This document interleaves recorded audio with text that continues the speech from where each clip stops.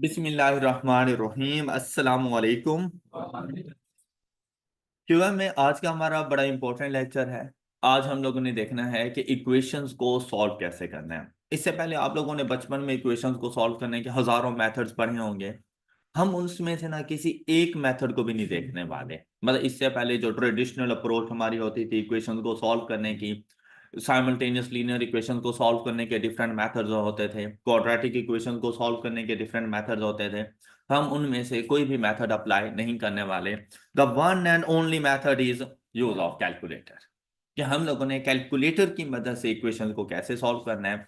और ये फिर आगे अननोन वैल्यूज को फाइंड करने के लिए क्यूएम के बाकी तमाम चैप्टर्स में ये हमारी हेल्प करेगा। आगे भी आप लोगों की ये मदद करता रहेगा कि किस तरह से आपने कैलकुलेटर का यूज करना है। तो इसके लिए सबसे पहले आपके पास कैलकुलेटर का होना जरूरी है। हम लोगों ने ना चैप्टर नंबर 1 इससे पहले कंप्लीट कर लिया था।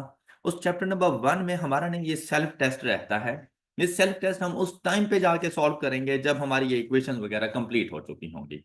तो चैप्टर नंबर 2 का सेल्फ टेस्ट और चैप्टर नंबर 1 का सेल्फ टेस्ट हम दोनों एक साथ करेंगे, क्योंकि 1 में भी काफी सारे क्वेश्चन इक्वेशन से रेलिवेंट थे। तो जब हम लोग इक्वेशन पढ़ लेंगे तो फिर वो एक ही सीक्वेंस के साथ हम तमाम तर क्वेश्चन कोऑर्डिनेट सिस्टम से रेलिवेंट भी और हम लोग इक्वेशन से रेलिवेंट भी तमाम तर क्वेश्चन इजीली सॉल्व कर सकते हैं। फिर आप लोग देखें तो वहां पर काफी सारे क्वेश्चन ऐसे आ जाते हैं जिसमें हम लोगों ने पॉइंट ऑफ इंटरसेक्शन वगैरह फाइंड करने होते हैं। तो वो भी इक्वेशन से ही फाइंड किए जाते हैं। तो सबसे पहले अब हम लोग देखेंगे कि इक्वेशन को सॉल्व कैसे करना है। जो हमारे पास इक्वेशन के क्वेश्चन होते हैं ना वो दो तरह के आते हैं। एक तो यह है कि इक्वेशन बनी बनाई आप लोगों को मिलेंगे, आपने सिर्फ उसमें वेरिएबल की वैल्यूज को फाइंड करना होगा। जैसे कि आपके सामने कुछ क्वेश्चन मौजूद हैं, तो इक्वेशन बनी बनाई हैं। आपने सिर्फ इसके वेरिएबल्स एक्स वाई जी जो भी मौजूद हों आपने उनकी वैल्यूज को फाइंड करना होगा। दूसरा क्वेश्चन हमारे पास आता है स्टेटमेंट फॉर्म में, कि आप लोगों को कुछ ना कुछ स्टेटमेंट्स, एक स्टोरी बताई जाएगी, एक स्टेटमेंट दी जाएगी। उस स्टेटमेंट को सॉल्व करने के लिए सबसे पहले इक्वेशन खुद बनाएंगे, उसके बाद आकर हम लोग उसकी सोल्यूशन को फाइंड करेंगे। तो पहले हम ये देखते हैं कि अगर इक्वेशंस बनी बनाई हमें मिल जाएं तो हम लोगों ने इनको कैसे सॉल्व करना है। भाई बड़ा इजी सा वे है। आप लोगों ने ना सबसे पहले उस इक्वेशन की कैटेगरी को देखना है कि इक्वेशन है कौन सी हमारे पास। हमारे पास डिफरेंट टाइप्स की इक्वेशंस हो सकती हैं, जिनमें हमारे पास वेरिएबल्स की तादाद को देखा जाता है कि वेरिएबल्स कितने हैं। फिर उन वेरिएबल्स की पावर्स को देखा जाता है, उनके नेम भी चेंज हो रहे होते हैं। तो सबसे पहली और सबसे सिंपल फॉर्म हमारे पास इक्वेशन की आती है, जिसमें वन वेरिएबल हो और उसकी पावर भी मैक्सिमम वन हो। One variable with power one, ये सिंपल सी इक्वेशन हमारे पास होती है। जैसे कि अगर आप लोग क्वेश्चन नंबर 1 को देखो, यहां पर आप देखें तो सिर्फ एक ही वेरिएबल है और वो है हमारे पास एक्स और उसकी मैक्सिमम पावर। अब अगर आप लोग देखें ना, बाहर तो आपको 1 नजर आ रहा है, लेकिन आपने एक नजर ये भी देखना है कि भाई अगर ये किसी से मल्टीप्लाई हो या इसको सॉल्व करें तो कहीं पावर तो नहीं चेंज हो रही। तो आप लोग यहां पर देखें ना, तो इसकी पावर में किसी किस्म का कोई चेंज नहीं आ रहा, इसकी पावर ने 1 ही रहना है। अब वैसे तो इसको सॉल्व करने के लिए हमारे पास प्रॉपर मेथड थे, स्टेप बाय स्टेप हमने इसकी कैलकुलेशंस करनी होती थी, लेकिन वो हमारे लिए ना वेस्टेज ऑफ टाइम है। हम लोग ऐसा कुछ भी नहीं किया करेंगे। हम लोग जैसे ही देखेंगे ना कि कुछ सिंपल इक्वेशन है जिसमें वन वेरिएबल है विद पावर 1 है, हम लोग हमेशा अपने कैलकुलेटर की डिस्प्ले पर उसको सॉल्व करेंगे। मतलब फंक्शन में जाने की कोई जरूरत नहीं है। सिंपली आप लोगों ने अपना कैलकुलेटर उठाना है। अब आप लोगों ने मेरे साथ साथ वर्किंग करते रहना है। जैसे मैं यहां पे करूं आप लोगों ने बिल्कुल वैसे ही उसको परफॉर्म करना है। अब देखें, आप लोगों ने अपना कैलकुलेटर उठाया, बिल्कुल ये स्टैंडर्ड फॉर्म, सिर्फ उसको ऑन कर दिया आप लोगों ने। जैसे आपको ये इक्वेशन गिवन है एज इट इज, आप लोगों ने कैलकुलेटर के डिस्प्ले को बताना है। हाँ, मेरे पास ये एक्स है, कैलकुलेटर ने भी एक्स ही लिखना है। भाई अगर यहाँ पे सपोज वाई होता, यहाँ पे जी होता, यहाँ पे एम होता, यहाँ पे ए बी सी होता, कुछ भी होता, कैलकुलेटर को हम एक्स ही बताते हैं। ऑलराइट, मतलब missing value, unknown value, calculator में हमेशा एक्स बताई जाती है। यहां पर X Y Z M N O A B C कुछ भी हो, हमें उससे कोई फर्क नहीं पड़ता। हमने बस ये देखना होता है कि एक ही वेरिएबल हो और उसकी पावर 1 हो, तो आपने डिस्प्ले पे सॉल्व करना है। लेकिन अगर ऐसी सिचुएशन ना हो कि वेरिएबल 2 हो, या वेरिएबल हो एक हो लेकिन पावर डिफरेंट हो, तो हम लोग उसको जाकर डिस्प्ले पे सॉल्व नहीं किया करते। All right. अच्छा अब क्या करना है, एज इट इज इसको लिखना है जैसे आप लोगों को नजर आ रहा है। जैसे कि सबसे पहले क्या नजर आया आपको, 5, आपने 5, उसके बाद ब्रैकेट ओपन कर रही हैं, ये लो ब्रैकेट ओपन कर दी।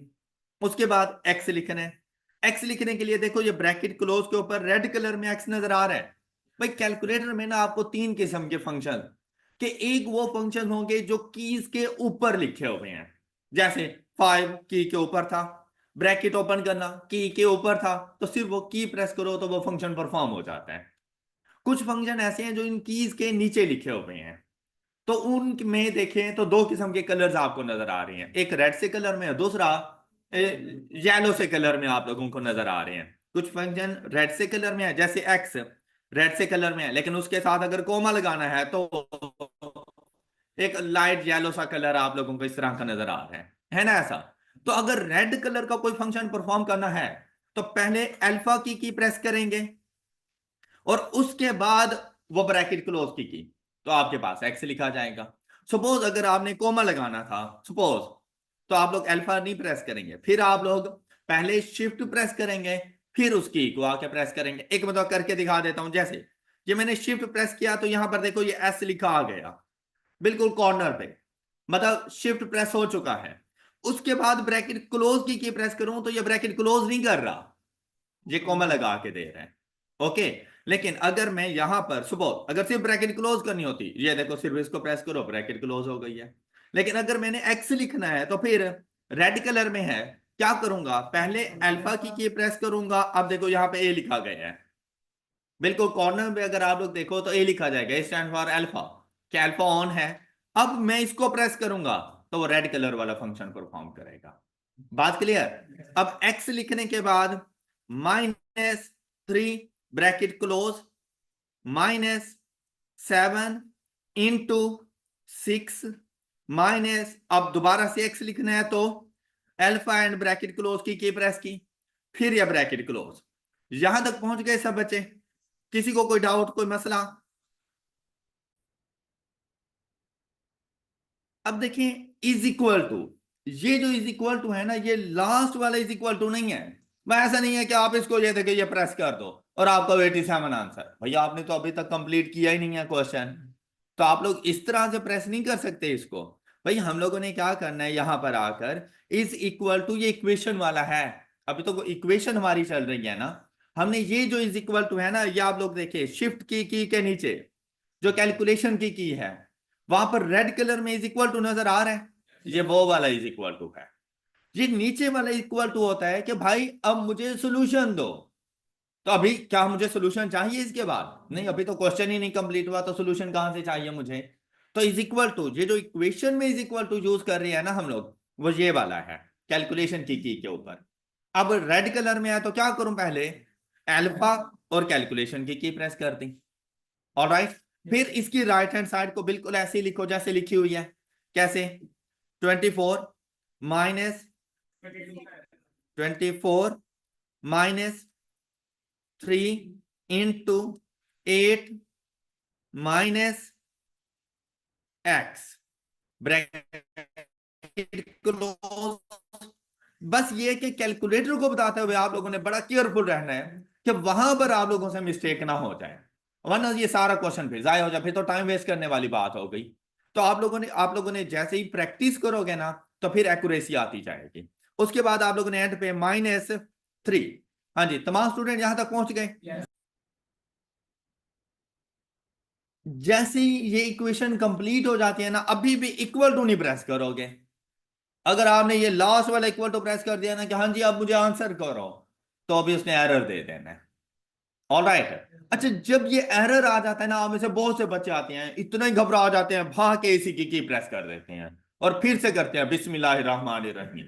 तो भाई टाइम वेस्ट कर रहे हो भाई अपना, जरा देख लो left right arrow, go to, तो प्रेस करो लेफ्ट या राइट एरो, वापसी क्वेश्चन पर आ गए हो।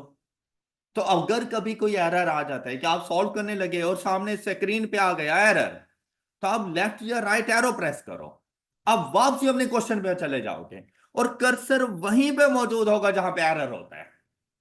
अब ये देखो मैंने कर्सर को लास्ट में छोड़ा था 3 के बाद, लेकिन कहां पे मौजूद है, वो कहता है यार यहां पे एरर है। अब क्या एरर है, वो कहता है यार इक्वेशन में ना आपने इक्वल टू यूज किया है, तो इक्वल टू तो इक्वेशन बन गई, और इक्वेशन को हमेशा सॉल्व किया जाता है। कहता है मुझे सॉल्व करने की कमांड दो ना। ओके, अब यहां पे देखो कैलकुलेशन के ऊपर क्या लिखा हुआ है, सॉल्व कौन से कलर में, शिफ्ट, शिफ्ट और कैलकुलेशन। अच्छा, अब जैसे ये प्रेस कर दोगे ना, ये जो आंसर आया ना, solve for X is equal to 12, आपके पास कुछ और आ रहा होगा। ये होता है हमारा प्रीवियस कोई आंसर। इससे पहले मैंने जो क्वेश्चन सॉल्व किया था ना, उसका आंसर 12 था। ये इस क्वेश्चन का आंसर नहीं है।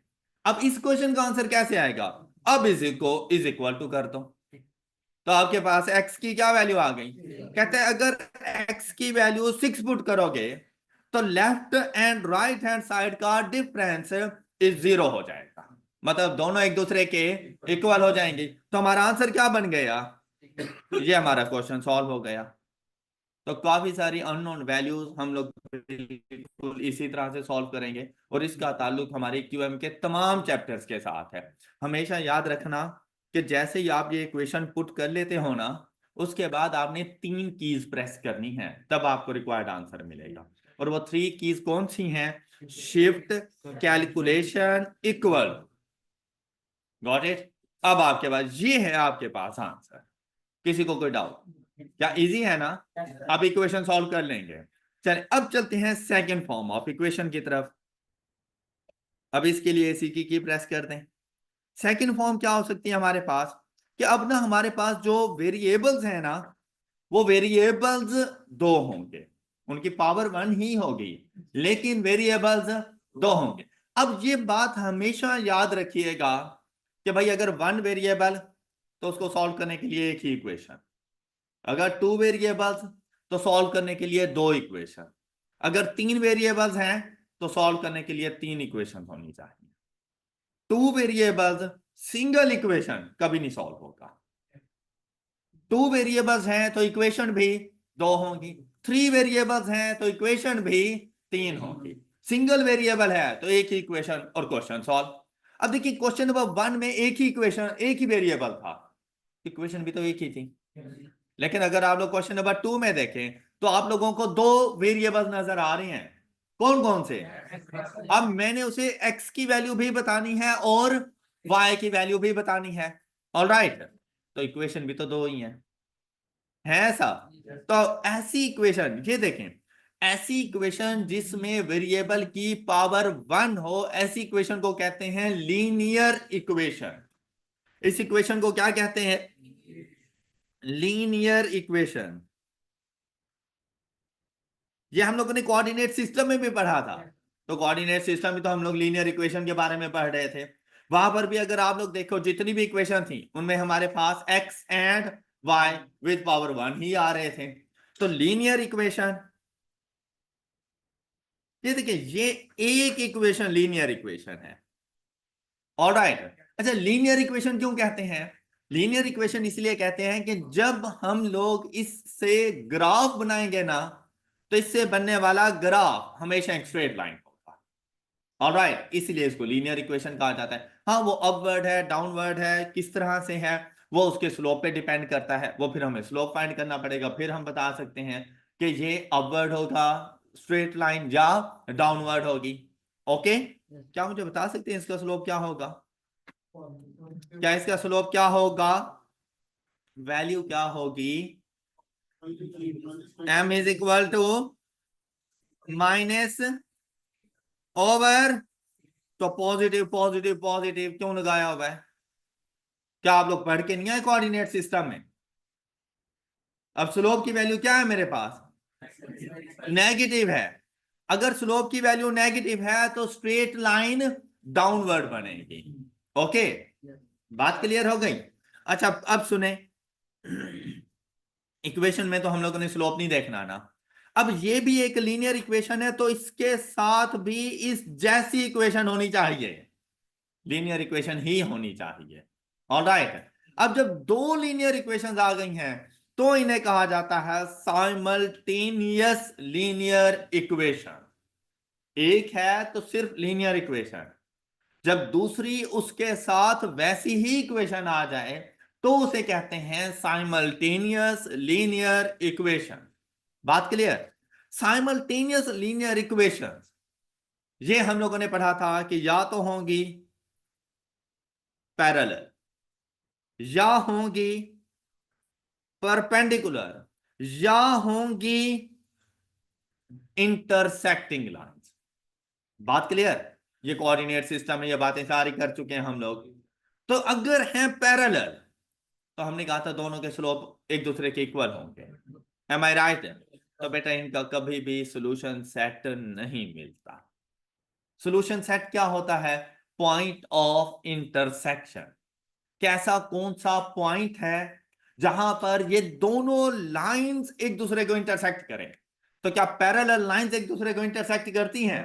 तो कभी भी उनका सॉल्यूशन भी नहीं होता, उनको सॉल्व नहीं किया जा सकता। All right? All right. लेकिन अगर है परपेंडिकुलर या है इंटरसेक्टिंग तो लाजमी बात है उनका पॉइंट ऑफ इंटरसेक्शन है। ये देखो, तो इनको सॉल्व भी किया जा सकता है। अब हमें इस बात से कोई गर्ज नहीं है कि भाई वो परपेंडिकुलर है या इंटरसेक्टिंग है, हमें इस बात से कोई गर्ज नहीं है। ये बात जरूर याद रखिएगा कि स्ट्रेट लाइन इक्वेशंस उनका एक ही पॉइंट ऑफ इंटरसेक्शन होगा। अगर वो पैरेलल ना हुई तो उनका एक ही पॉइंट ऑफ इंटरसेक्शन होगा, उस पॉइंट के अलावा कहीं नहीं एक दूसरे को इंटरसेक्ट करते। क्लियर? और वही पॉइंट ऑफ इंटरसेक्शन उनका सॉल्यूशन सेट कहलाता है। तो अगर आपसे पूछे the solution set of the equations या आपसे पूछे the point of intersection of the equation, एक ही बात है। ऑलराइट? या आपसे पूछे the X and Y value of these equations, तब भी वो एक ही बात पूछ रहा है कि हमारे पास इनका सॉल्यूशन सेट क्या होगा, इनका पॉइंट ऑफ इंटरसेक्शन क्या होगा। ऑलराइट? किसी को कोई डाउट? अच्छा, अब हम लोगों ने क्या करना है, लीनियर इक्वेशन की ना अपनी स्टैंडर्ड फॉर्म होती है, हमने ना उसको उसमें कन्वर्ट करना होता है। कभी तो हमें उसमें मिल जाती हैं, कभी नहीं मिलती। अब कैसी फॉर्म है तो हम कैलकुलेटर से पूछ लेंगे। अब ये दो इक्वेशंस हैं और दो इक्वेशन ही कैलकुलेटर को बतानी है, डिस्प्ले पे नहीं सॉल्व होनी। अब डिस्प्ले पे सिर्फ एक ही इक्वेशन सॉल्व होती है, बिल्कुल सिंपल इक्वेशन, क्वेश्चन नंबर 1। इसके अलावा अगर कोई टाइप है तो डिस्प्ले पे नहीं सॉल्व होने वाली। अब हमने क्या करना है, मॉड की प्रेस की, कैलकुलेटर को बताया कि भाई मैं कौन सा चैप्टर करने लगा हूं, इक्वेशन 5th नंबर। अब उसने पूछा भाई कौन सी इक्वेशन है तुम्हारे पास। अब उसने स्टैंडर्ड फॉर्म्स खुद बता दी हैं, स्टैंडर्ड फॉर्म खुद बता दी। भाई मैंने अपने क्वेश्चन को कैलकुलेटर के फॉर्मेट के मुताबिक चेंज करना है। अब अगर आप लोग यहां पर देखें तो भाई मेरे पास A X plus B Y is equal to C. क्या आपको यह बात समझ आई? A X plus B Y is equal to constant value equal to की राइट हैंड साइड पे होनी चाहिए। अगर ये कभी आपको लेफ्ट हैंड साइड पे मिल जाए तो आपने इसको कन्वर्ट कर लेना है, अपनी इक्वेशन को पहले रीअरेंज करना अकॉर्डिंग टू कैलकुलेटर। अब मेरे पास ऑलरेडी उसी फॉर्म में मौजूद है, मैंने अब सिंपली क्या करना है, मैंने उसे कहना है भाई मेरे पास फर्स्ट पॉइंट इस जैसी इक्वेशन है। अब कैलकुलेटर को भी पता है कि भाई तुम्हारे पास दो इक्वेशन होंगी, तो देखो दो इक्वेशन पुट करने के लिए उसने आपको स्पेस दे दी। अब पहली इक्वेशन में वो कहता है ए की वैल्यू क्या होगी। अब इसे पता है कि ए की वैल्यू एक्स का कोएफिशिएंट है, बी की वैल्यू वाई का कोएफिशिएंट है और कांस्टेंट वैल्यू आपके पास सी है। ऑलराइट? अब देखें ए की वैल्यू, फर्स्ट इक्वेशन में ए की वैल्यू हमारे पास क्या आ रही है, 90। आप लोगों ने 93 ये लिखने के बाद इज इक्वल टू की प्रेस कर देनी है। अब उसे पता चल गया है भाई मैंने उसे ए की वैल्यू बता दी 93 फर्स्ट इक्वेशन, ऑटोमेटिकली मूव कर जाएगा बी की वैल्यू की तरफ। कहता है फर्स्ट इक्वेशन में ही बी की वैल्यू बताओ, क्या है बी की वैल्यू। अगर यहां पे होता ना -15 तो मैं 15 ना लिखता, फिर आपने माइनस नेगेटिव साइन साथ में उसे बताना था। अब ये पॉजिटिव है तो प्लस लिखने की जरूरत नहीं होती, साइन नहीं होगा तो वो पॉजिटिव वैल्यू ही है। हम लोग लिखेंगे 15, फिर कांस्टेंट वैल्यू बता दो उसको, कित कौन सी, 1 2 3 इज इक्वल टू। अब यह ऑटोमेटिकली इक्वेशन 2 में आ गया। कहता है 2 के लिए सेम डाटा बताओ, कौन कौन सा, 15 शाबाश, 93 एंड 20 1, ये डाटा तब बताया। अब इज इक्वल टू प्रेस कर दो, उसने कहा x इज इक्वल टू 1 होगा, और फिर इज इक्वल टू प्रेस करो, कहता है y की वैल्यू 2 होगी। तो मेरे पास पॉइंट क्या बन गया, 1 and 2, x की वैल्यू 1 और y की वैल्यू 2, यही इसका पॉइंट ऑफ इंटरसेक्शन है, यही इसका सॉल्यूशन सेट है। अगर मैं इन इक्वेशन में x को 1 और y को 2 पुट करूं तो left and right hand side एक दूसरे के इक्वल हो जाएगी। बात क्लियर? जल्दी से क्वेश्चन नंबर 3 मुझे सॉल्व करके दें।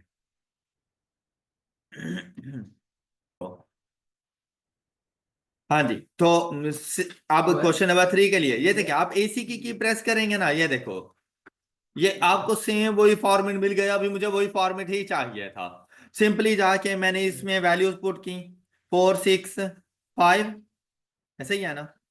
Next value, next value, next, हाँ जी, 4 6 5 and is equal to 1 and 2, option है, ये करेक्ट आंसर आ गया। क्लियर? अच्छा देखिए, क्वेश्चन नंबर 4 भी बिल्कुल ऐसा ही है, लेकिन आप लोग देखें, क्या दो वेरिएबल्स हैं एक्स एंड वाई, इक्वेशन भी तो दो ही हैं, और उनकी पावर 1, तो मेरे पास ये साइमल्टेनियस लीनियर इक्वेशंस ही हैं। लेकिन अगर अब क्वेश्चन नंबर 4 पे गौर करो, तो ये उस फॉर्मेट में नहीं है जिस फॉर्मेट में मैंने कैलकुलेटर को बताना है ना ऐसा। तो हम इसको कन्वर्ट करेंगे, उसको रीअरेंज करेंगे। तो फर्स्ट इक्वेशन, अच्छा रीअरेंज करते हैं हुए ये देखें, अगर फर्स्ट इक्वेशन को रीअरेंज करूं तो क्या लिखूंगा, प्लस इज इक्वल टू, किसी को कोई इशू? अच्छा सेकेंड इक्वेशन को कैसे करें, minus is equal to 0। Alright, अब ये वाली इक्वेशन जाकर अपने कैलकुलेटर को बताएंगे, लेकिन आज उसने हमसे एक्स एंड वाई की वैल्यूज नहीं पूछी, उसने हम लोगों से पॉइंट ऑफ इंटरसेक्शन या सॉल्यूशन सेट नहीं पूछा। वो कहता है कि अगर ये दो इक्वेशन इस तरह से हो तो मुझे बताओ एक्स वाई की वैल्यू क्या होगी, मतलब दोनों को आपस में मल्टीप्लाई करवा देंगे। अच्छा वो आपसे एक्स वाई की वैल्यू भी पूछ सकता है, वो आप लोगों से एक्स माइनस वाई की वैल्यू भी पूछ सकता है, वो 5x-3y की वैल्यू भी पूछ सकता है, मतलब कोई भी एक इक्वेशन आपने एक्स एंड वाई की वैल्यूज फाइंड करनी है और वो आकर इधर पुट कर देना और उनको सॉल्व कर लेना, रिक्वायर्ड आंसर आ जाएगा। हो जाएगा ना? अच्छा अब आप लोग जैसे ही इन इक्वेशंस को सॉल्व करो तो आपके पास एक्स की वैल्यू आ गई 2, वाई की वैल्यू आ गई। अच्छा अब 2 3 नहीं बता देना कि ये लिखा हुआ है एक्स वाई, तो हम उसे बता दें 2 3 23 इज द करेक्ट आंसर। ये नहीं है, एक्स वाई मीन्स दैट दोनों को आपस में, तो जब मल्टीप्लाई किया तो आंसर बना, ये क्वेश्चन सॉल्व हो गया हमारा। किसी को कोई डाउट? तमाम बच्चों को क्लियर हो गए जी? अच्छा नेक्स्ट चलते हैं अब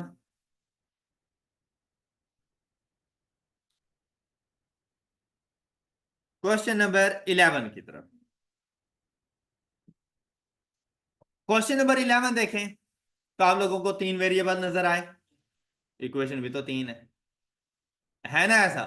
तो भाई अगर आप अपने कैलकुलेटर पे जाओ तो ये देखो भाई, ये बड़ी शराफत के साथ वापस नहीं जाता, चाहे आप इसको ऑफ करके दोबारा ऑन कर लो तब भी ये इधर ही रहेगा। क्या करना पड़ता है, मॉड की प्रेस करके 1 की प्रेस कर दो, अब ये वापसी जाएगा। ओके, इक्वेशन से जब इसको वापस लेके जाना हो तो मॉड की प्रेस करके 1 की प्रेस कर दिया करो। अच्छा भाई मैं नहीं बता रहा आपको कि क्वेश्चन नंबर 11 कैसे सॉल्व होगा, आप खुद से सॉल्व करो क्वेश्चन नंबर 11 का मुझे आंसर। अच्छा भाई देखो कहां पे जाके इसको सॉल्व होना चाहिए, कैसे होगा, सॉल्व करें। कर लिया आप लोगों ने सॉल्व, एंड आंसर इज, अच्छा कैसे सॉल्व किया ये देखो भाई, आपका कैलकुलेटर ही आपको सब कुछ बताएगा, सिर्फ इसे आप ये बताओ कि यार मैं इक्वेशन सॉल्व करने जा रहा हूं। तो आप लोगों ने मॉड की के बाद 5 की प्रेस कर दी, अब वो पूछ रहा है भाई कौन सी इक्वेशन है आपके पास, तो कौन सी इक्वेशन है, सेकंड पॉइंट। तो अगर यहां पे देखो x y z is equal to constant, तो मेरे पास इक्वेशन कैसी नहीं है, तो रीअरेंज करने की तो जरूरत है नहीं मुझे, मैं सिंपली टू की प्रेस करूंगा। अब देखो उसे भी पता है आपके पास तीन इक्वेशन होंगी। ओके, अब तीन इक्वेशन में जो x का कोफिशिएंट है वो a, y का कोफिशिएंट b, z का कोफिशिएंट c और कांस्टेंट वैल्यू b बनेगी। अब क्लियर, अब जाके ये वैल्यूज पुट कर देना, 6 2 -5 13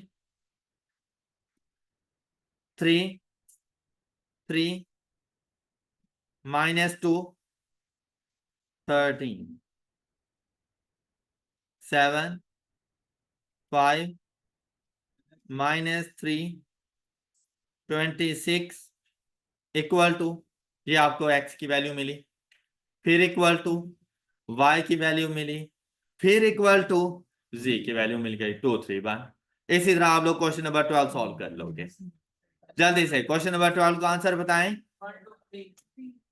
जिन्होंने नहीं किया वो सॉल्व कर लें, चेक कर लें, शाबाश जल्दी करें। अच्छा, आप लोगों को थ्री वेरिएबल्स के साथ क्वेश्चन सॉल्व करना आ गया। अब देखें, अगर इन रूल चले ना कि जैसे प्रॉपर इसका मेथड है, तो बड़ा डिफिकल्ट टाइम दे जाते हैं, इनको सॉल्व करना बड़ा मुश्किल हो जाता है, हमें उसकी तरफ जाने की जरूरत ही नहीं है, और ना हमसे ऐसा कोई क्वेश्चन पूछा जाएगा। हमें सिर्फ कैलकुलेटर का यूज आना चाहिए, हमसे पूछा जाता है सिर्फ वेरिएबल की वैल्यूज। अब जैसे ही आएंगे तो हम इजीली हम उसे बता सकते हैं, ऐसा है ना। चलो अब हम लोग चलते हैं अपनी क्वाड्रेटिक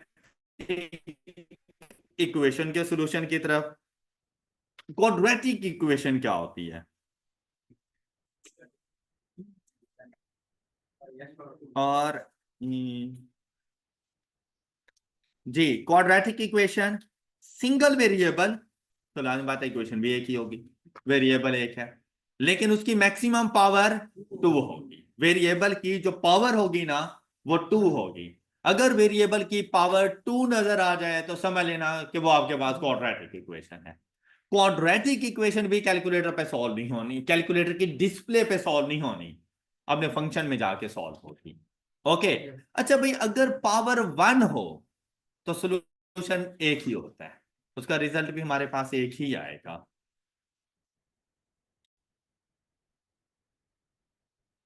अगर वेरिएबल की पावर टू हो, अब वेरिएबल तो एक ही है लेकिन पावर टू है, अब आपको एक्स की दो वैल्यूज मिलेंगी। अगर वेरिएबल की पावर थ्री हो, एक्स की तीन वैल्यूज के लिए सेम इक्वेशन सेटिस्फाई हो जाती है। वेरिएबल की पावर फोर हो तो उसके चार सॉल्यूशन सेट होते हैं। अब अगर वेरिएबल की पावर वन, जैसे क्वेश्चन नंबर वन हम लोगों ने सॉल्व किया था, तो एक्स की वैल्यू भी तो हम लोगों ने एक ही बताई थी ना। लेकिन जहां पर अगर आप लोग देखें क्वाड्रेटिक इक्वेशन आई एक्स की पावर टू है, तो आपको एक्स की ही दो वैल्यूज मिलेंगे, जिन दोनों वैल्यूज के ऊपर ये इक्वेशन सेटिस्फाई हो जाएगी, कि चाहे आप जो मर्जी वैल्यू पुट करें, left and right hand side equal है एक दूसरे के। अब इसी वजह से आप इसको डिस्प्ले पे नहीं बताओगे, अगर आप डिस्प्ले पर बताते हो ना तो दोनों में से कोई सा भी एक आंसर आ जाएगा, दूसरा आंसर तो नहीं आ रहा। हमारा जो क्वेश्चन होता है ना वो नहीं जाके सॉल्व होता। क्या हो सकता है वहां पे बोथ का ऑप्शन हो, तो हमें क्या पता दूसरा ऑप्शन कौन सा है। ऐसा हो सकता है कि कोई एक वैल्यू जो हमें चाहिए वो ना आए, दूसरे वाली आ जाए, तभी हमारा क्वेश्चन गलत हो जाता है। तो क्वाड्रेटिक इक्वेशन को आपने डिस्प्ले पर सॉल्व नहीं करना, आपने जाना है इसके अपने फंक्शन पर। अब अगर आप लोग यहां पे देखें, ये देखिए ये वापसी आए हम मोर्की की 5 नंबर। अब देखें क्वाड्रेटिक इक्वेशन कहां पे मिल रही है आप लोगों को, तो देखो जरा फॉर्मेट एक नजर देख लो।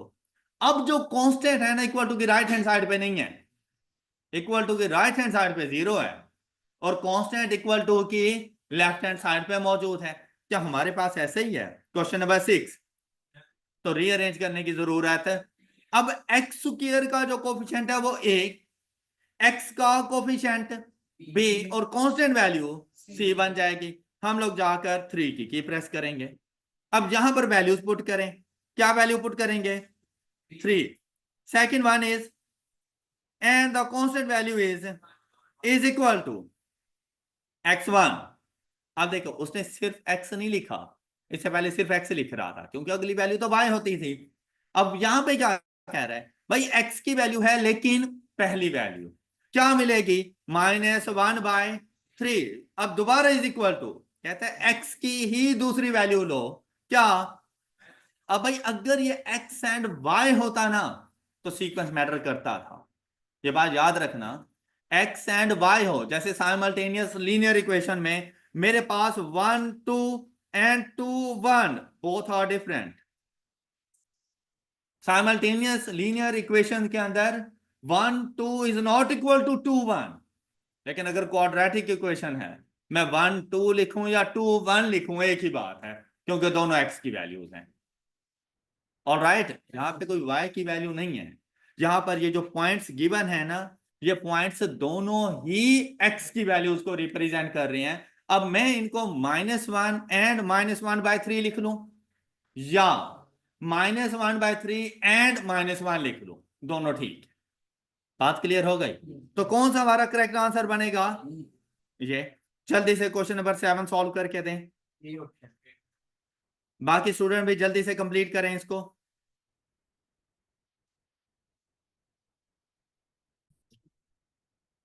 अच्छा, जैसे ही देखा इक्वेशन बिल्कुल प्रॉपर फॉर्मेट में मौजूद, यहां पे आके पुट किया 4 7 -1, देखो आंसर x1 और x2 बिल्कुल सेम सेम, सिर्फ फर्क किस चीज का आ रहा है, प्लस और माइनस, तो दोनों को हम लोगों ने एक साथ लिख लिया। ये जो प्लस माइनस है ना, ये शो कर रहा है कि पहले इसको सॉल्व करो प्लस के साइन के साथ, फिर जो दूसरी वैल्यू है उसको सॉल्व करो माइनस के साइन के साथ।